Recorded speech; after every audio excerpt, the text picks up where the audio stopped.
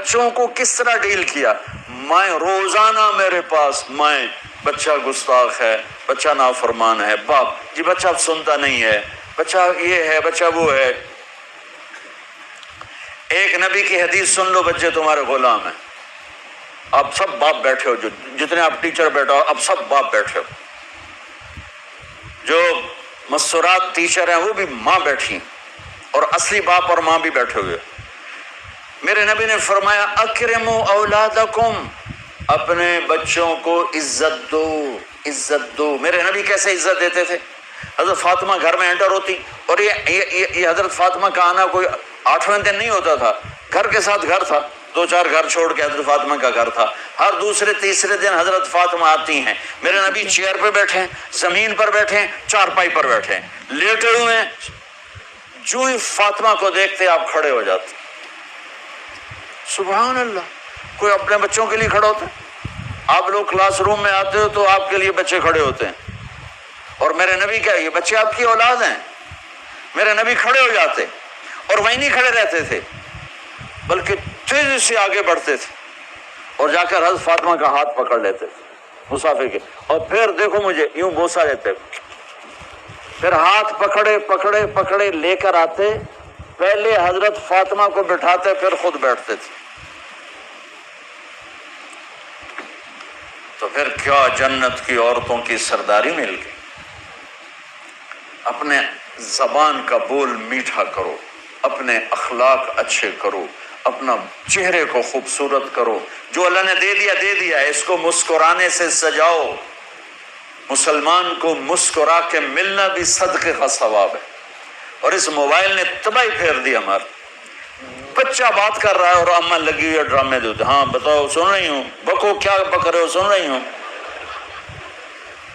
اللہ کے واسطے یہ فون ہے بھائی، فون ہے، اسے ضرورت کے لیے استعمال کرو، اس کو اپنے لیے لعنت مصیبت نہ بناؤ۔ ایک خاتون پیپر چیک کر رہی تھی، ٹیچر تھی، تو چیک کرتے کرتے رونے لگی، تو ان کے خامن نے پوچھا کیا ہوا؟ تو انہوں نے پیپر آگے کر دیا، roll number dash dash dash, تو اس میں تھا کہ تم کیا بننا چاہتے ہو، ایک کوشچن تھا، تم کیا بننا چاہتے ہو؟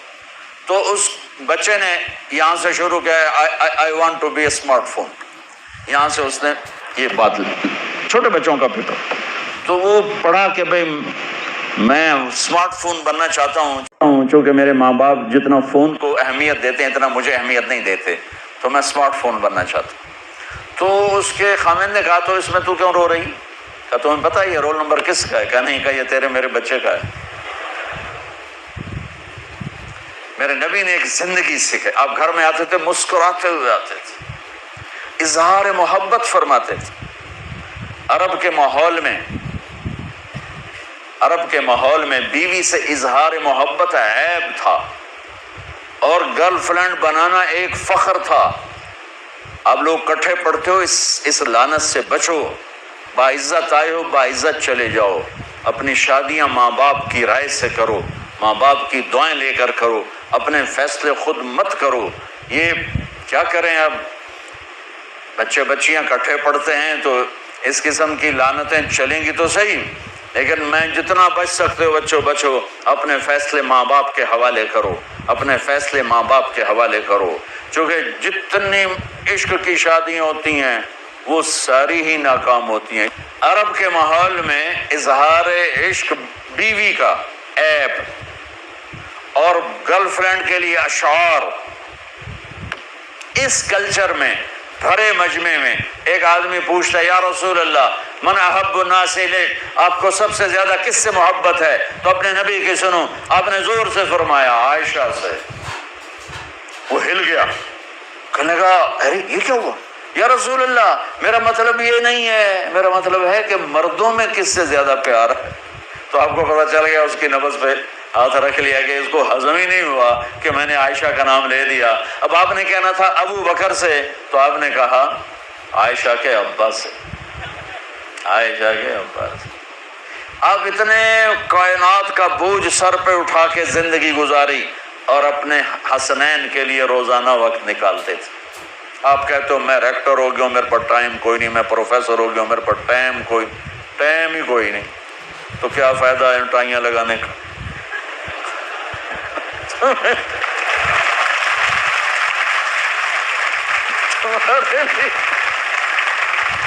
اب اپنے بچوں کے لیے ٹائم نہیں ہے تو تم کیا کر رہے ہو، چھک مار رہے ہو؟